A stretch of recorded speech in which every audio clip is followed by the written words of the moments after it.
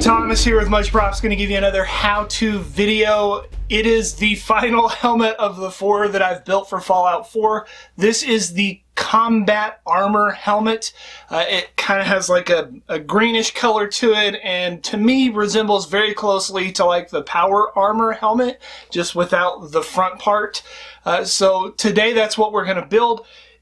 Believe it or not, of the 4 that I've built, this was the most difficult to kind of template out because of all the random little pieces and recess panels and all of that stuff. So it is definitely a large template for you to try and build from with a bunch of little parts.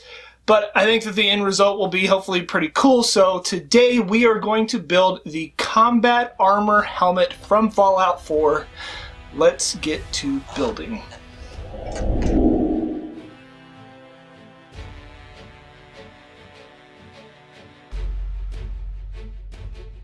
Found several images from other makers online for this build, as well as some in-game models to use as a reference to make the base template. Cut out the template and trace it onto some 6mm EVA foam. To get the left side, turn the template label side down and trace the pattern again.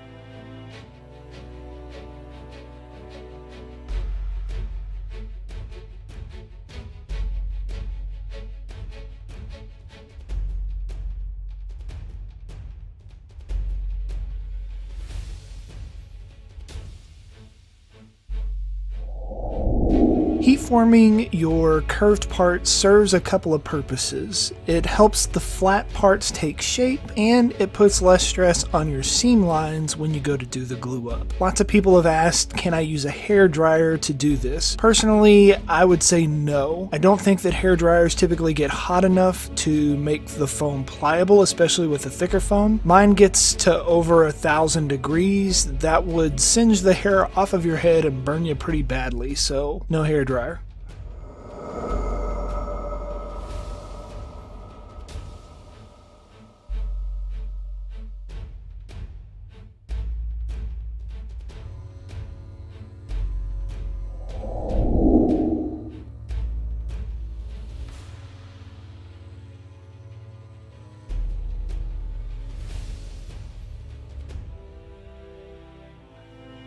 I apply contact cement to all my edges and get ready to start closing up the darts. Once all the darts have been closed up on both sides of the helmet, I join the two halves together using my registration lines as a guide to keep it even. Go slow and try to keep the outside as flush as possible.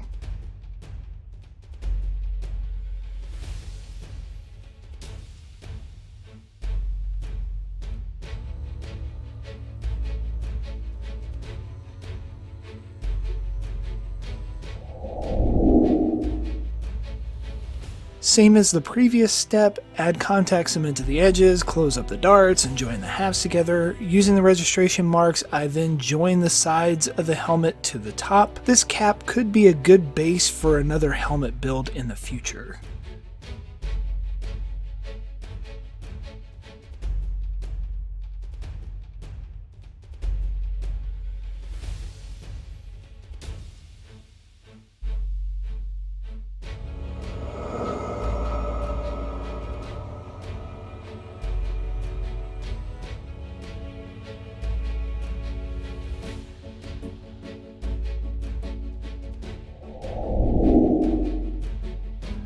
This was the hardest part to pattern out and attach. You'll have to take several pieces of the pattern together because it was a very large overlay. The round part on the back has a wedge that I glued behind to make it stand out. I marked my position on the helmet by holding the piece up and lining up the edges. Both the base and the overlay have contact cement on them, and starting from the middle in the back, I work my way around to the front slowly.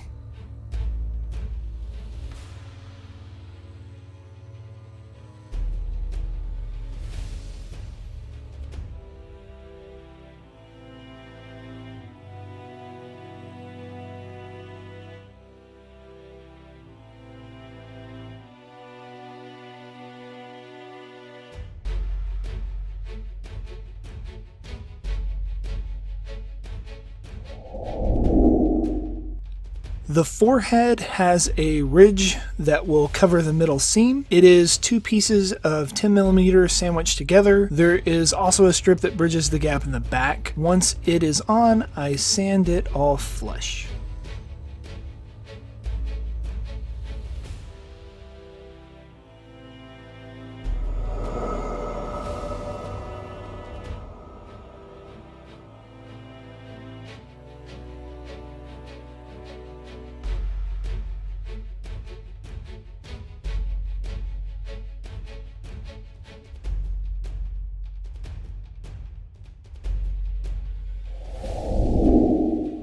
Another overlay, there's a lot of them. You could try and do a recess in the bigger overlay, but I thought this would be a little cleaner. The only difficult part for this one is I had to sand down the edges on the sides to transition it with the rest of the big overlay. This overlay was some thin 2mm EVA foam.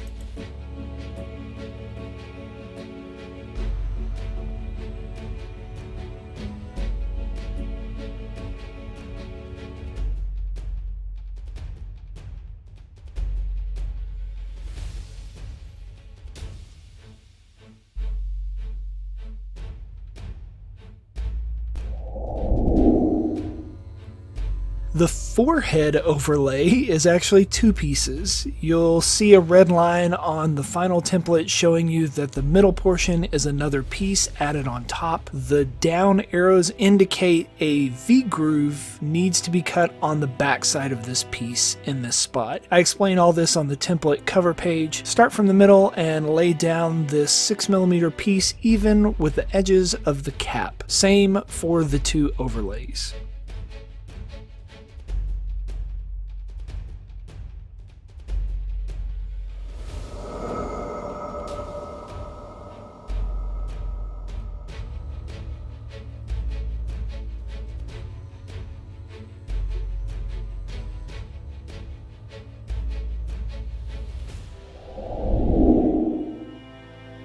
The earpieces, along with some other elements of this helmet, kind of remind me of the Power Armor helmet from Fallout. The base has the recesses, which I just cut with my hobby knife and heated up the lines. The dial-looking middle piece is another piece of 10mm EVA that I just sanded a little notch in a few sections. I practiced this with a scrap of foam to get comfortable with it before I actually did it on the final piece. The top piece just stacks in the middle. The full assembly then goes in the recess on the side of the helmet.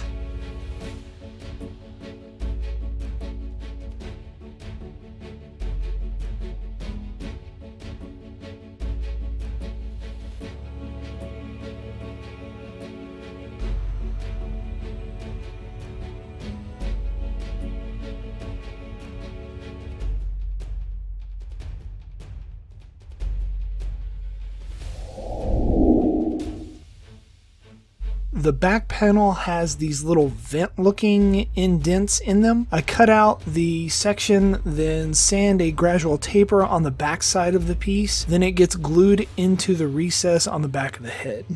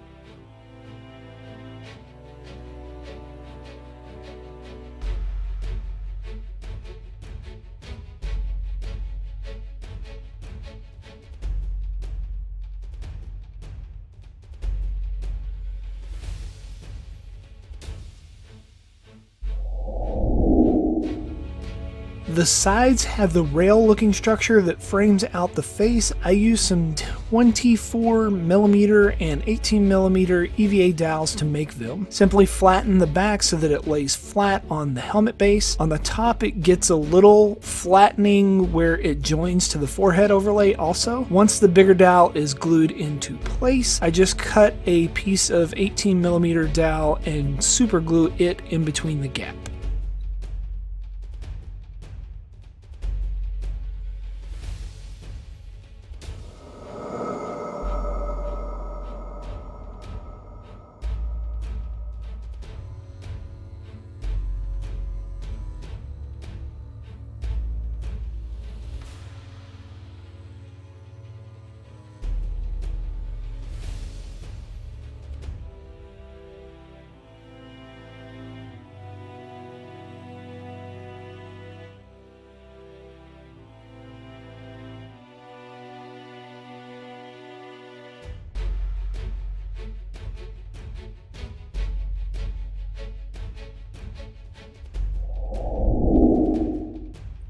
The forehead has a lamp on one side and a reticle looking thing on the other side. I templated the base for both of these pieces out. They have some decorative pieces that are either just EVA dowels or little strips of foam that I didn't template out that you could easily add on after you do the base part of them. I also went in and added various rivets and recesses to finish off the rest of the details.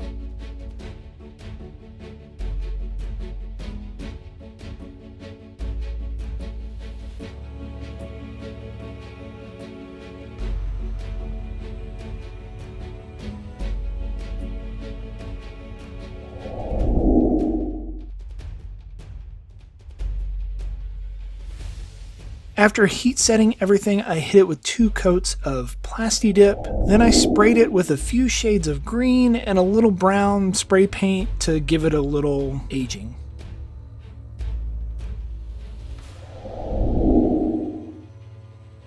As far as the weathering for the build, I went pretty light. Mostly it's just pushing some Plat Effects brown and black acrylic paint into the recesses and the corners to bring out all the details. I wiped most of it off with a wet paper towel.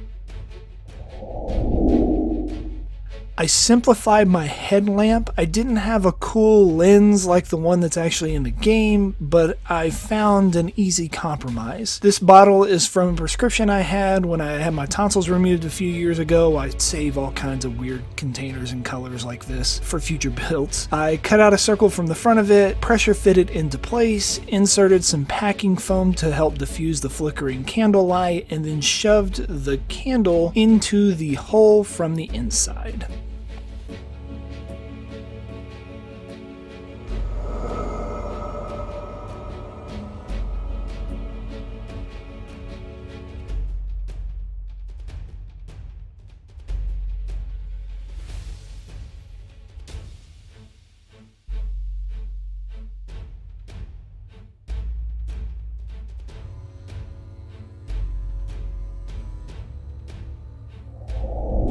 And we are finished. Here is the end result. Overall, not too bad. There are a couple of things I'm going to point out that could be a little bit better.